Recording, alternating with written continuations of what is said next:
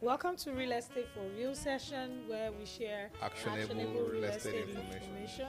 So last week we were talking about dispelling the myths of obtaining your own piece of real estate, and we said this myths can be limiting, keeping you as a consumer from taking steps to your financial freedom. And secondly, that they can be costly. Bad advice that you hear from my friend Realty will just keep you potential landlords as tenants because you're not, making the right decision.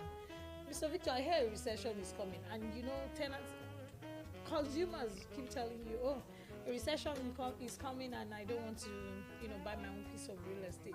So I think that's not smart. We've been hearing this recession thing for such a long time, and my thought is this: look at the opportunity cost. If you say a recession is coming and you don't buy your piece of real estate and it doesn't come, have you taken time to consider what you would have lost? And we have seen historically home prices are going up, so it's just important that you key into the home purchase experience, and if or when recession comes, if it comes, you deal with it. So you as a consumer, don't let your dream be limited by the fear of recession. Get up, make the right decisions.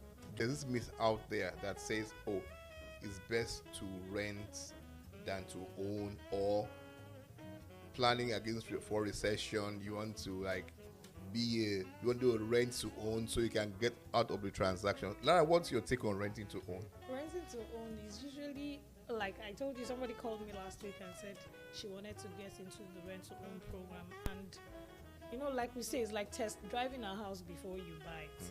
So this is like date. Let me date the house. Let me date the house before I get married to it. Okay. And the thing is that when you're renting, when it's time for you to buy, why don't you go ahead to buy?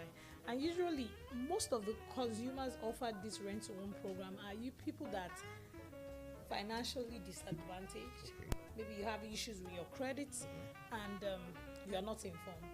So uninformed consumers, financially challenged consumers, and consumers that have no idea of where their credit status is. So some of them, I think they have bad credit, or those that have bad credit, those are the people that this rent to own is lured in front of. So rent to own, it only benefits, the rent to own benefits the landlord seller, because when you're renting, you're a tenant and the landlord is a landlord.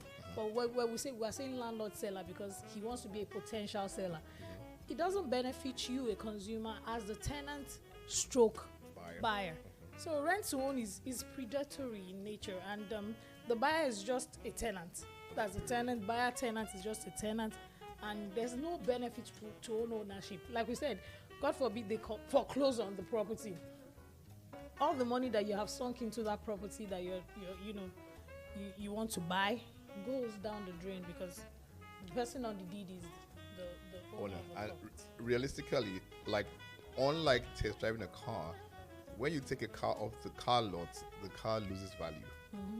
When you buy a home, the home potentially increases in value. So each mortgage check you write, each day you sleep in the house, you are potentially becoming wealthier. So it might sound redundant, but we believe that you are better off being a homeowner, no matter the circumstances, than being a renter. And also, as licensed realtors, we are not allowed to practice to sign people up for a rent to own program, because of the liabilities associated with it.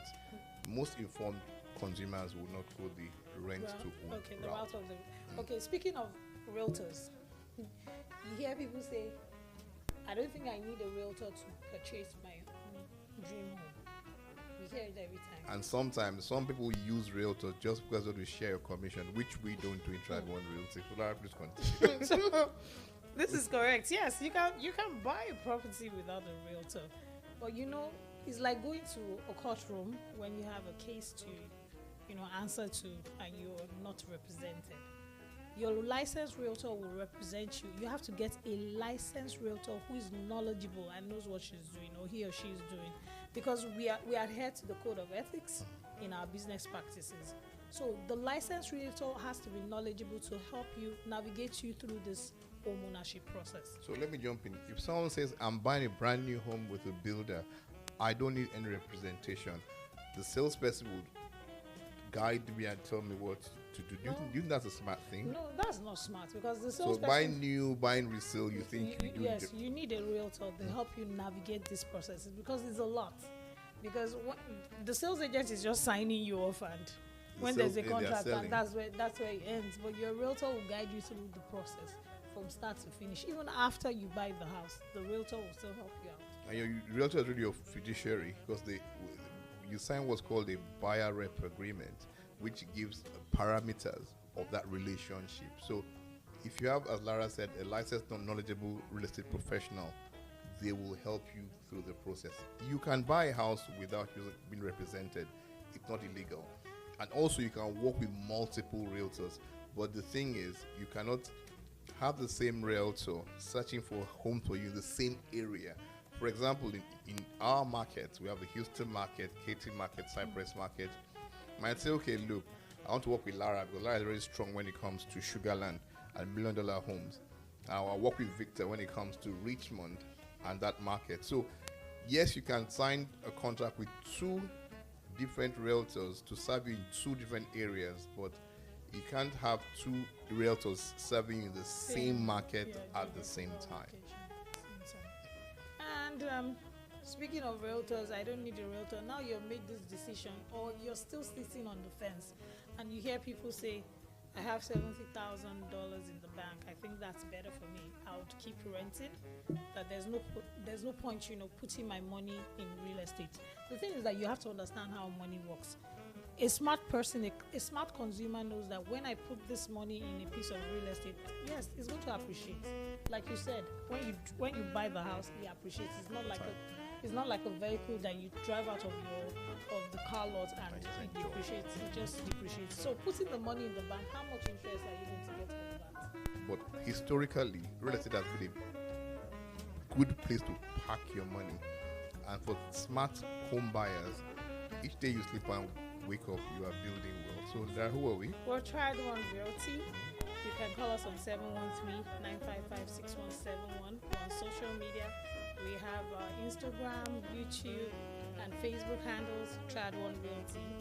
And you can check us out on our website, www.triad1realty.com. So that's www.triad1realty.com. You can click on there to see our listings. If you have an agent who you are working with, we have properties for sale. You can go out there and go check it out. We're on social media, as Lara said, info at Instagram, Facebook, and all that. So we look forward to having you follow us to learn more about real estate ownership. Thank you very much.